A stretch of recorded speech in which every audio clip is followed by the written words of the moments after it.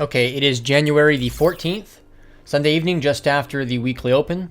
Let's do the market outlook and plans for the week ahead. So we obviously had a pretty crazy week last week with the ETFs going live. Very dramatic shift in flows and momentum. So there's quite a lot of things to cover with Bitcoin, but let's go ahead and start off with the events bit.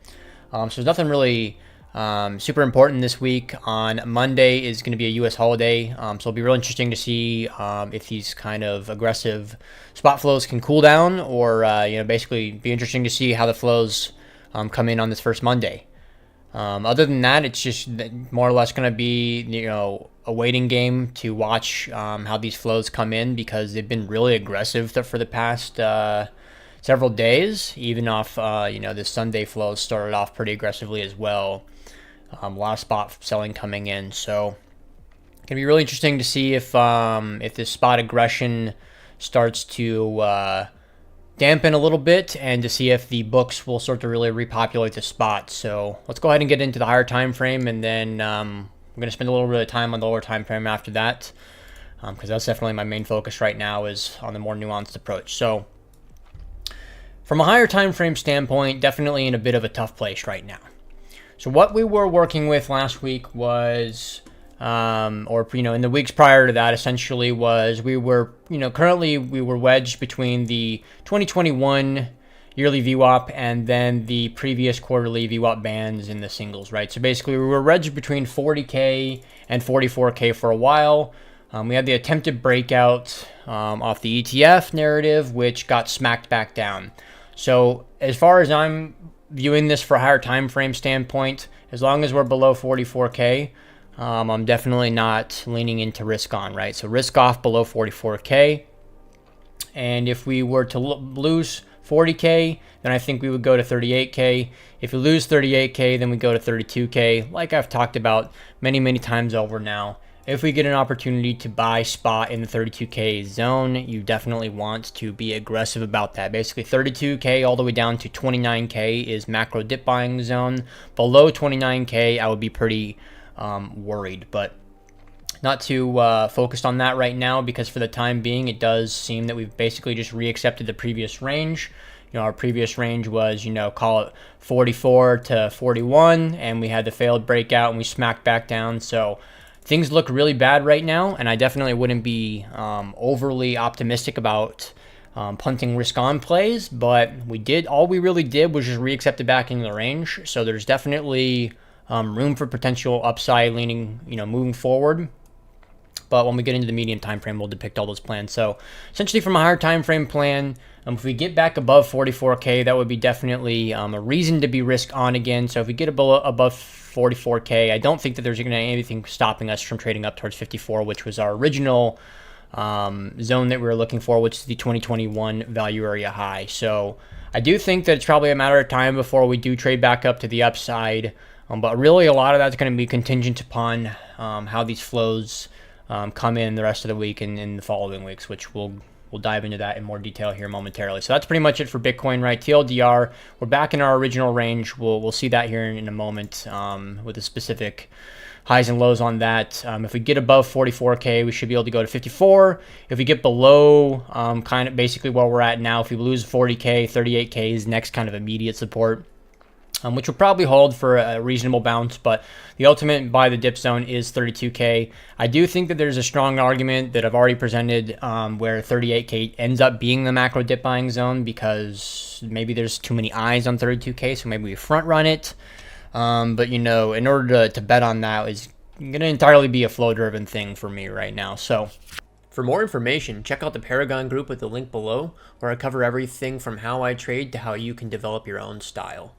Let's go ahead and zoom in a little bit and talk about the medium time frame. So we look at things, it looks horrible, right? The way that we rejected last week and sold off definitely was really, really harsh. The sell pressure from spot was enormous, which we're going to cover here momentarily. But the main things that we want to worry about right now are going to be, one, what is the immediate range that we're working with? The immediate range we're working with is the high is basically 44.5, and the low is basically 41 and change. So essentially, even though we have this enormous smackdown and reversion back, I don't think that that, you know, higher time frame structuring is still definitely favoring upside, and momentum is definitely still to the upside. So as bad as this looks, I think that either A, we already set the local bottom in this kind of drive that we just had, and we're going to start to V back up, or we're probably going to maybe do a weak V and then one more final drive to stop out longs and trade below the composite low for the range, and, you know, lining up with the anchored VWAP that we've been fixated on for a while. If we saw something like that into this region, especially off the back of big long pukes, and started to see a reclaim back into this region, definitely would be a trigger to get long. I probably would take the aggressive route as well. But from a structuring standpoint, we're basically just in the middle of this triangle still. So I know it looks kind of ugly, but, you know, technically we're still, you know, have that kind of upward drift within this range that we're working with. So a sweep down and a reclaim would be one of the main things I'm looking for. As far as kind of main levels within the range, you know, this still remains the key kind of area. Basically the high volume node, or the POC for the entire range, is basically 44K. So it looks pretty rough while we're below 44K. That's kind of more confluence. Basically, I have like 4 or 5 different reasons for if we start to get over 44K, you want to be bullish.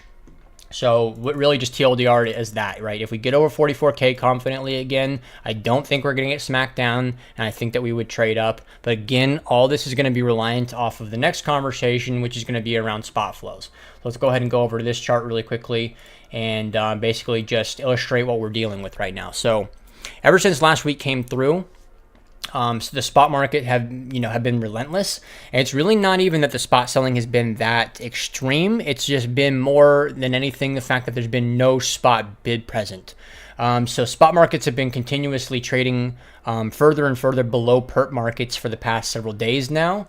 And again, it really hasn't been because spot takers are actually that aggressive with selling. It has much more to do with the fact that there's very little bid liquidity.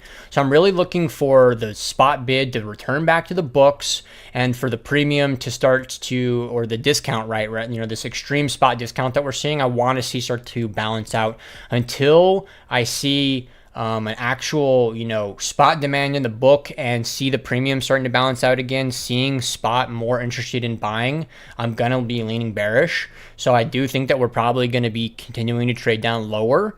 And that basically any kind of bearishness would get invalidated in one of 2 ways. One would be that initial kind of sweep into the lows that we talked about. So one more drive down and a reclaim, or some sort of substantial shift in flows where the spot bid starts to get really strong again. Spot markets, you know, I would really want to see spot markets starting to lead as a reason to want to be more optimistic. So for right now, I'm mainly just leaning, you know, neutral, you know, conservative, not wanting to be carrying a lot of risk. So let's go ahead and get into altcoins, which is going to be real short and sweet right now, guys. Altcoins, for the most part, look really, really untradeable right now.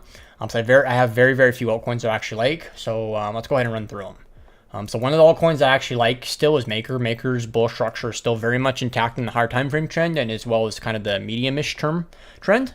Blur's another one as well. Blur's higher time frame trend is still very much intact, and the medium time frame trend is intact. Same thing with Sui. Sui's been really hot right now. I think that Sui's probably, like, you know, a classic. You know, I'm almost going to go ahead and just slap it onto the Dalai Lama list. It really looks like a good dip buyer. I don't really like trading Tron, but I had to put some respect on Tron's name because there's so few altcoins that I actually want to play continuation on right now, that the fact that that this Tron coin is still really strong, you know, basically it has to be traded probably. So I'm going to go ahead and pay attention to it. Like I already said, Sui was good. And then the other one to point out is going to be Tia. So these are basically the only 5 coins that I really like at all. I hate trading Tron, so I probably will avoid trading it as best possible. So my main focus would probably be like Maker, Sui, and Tia right now. So that's pretty much it for the rundown. Good luck out there. And I think that this is probably the kind of environment where you don't want to be over trading, guys. So don't feel the need to be putting on risk for no reason at all. Wait for the most opportune situations to come your way and then capitalize on them. Cheers, everybody.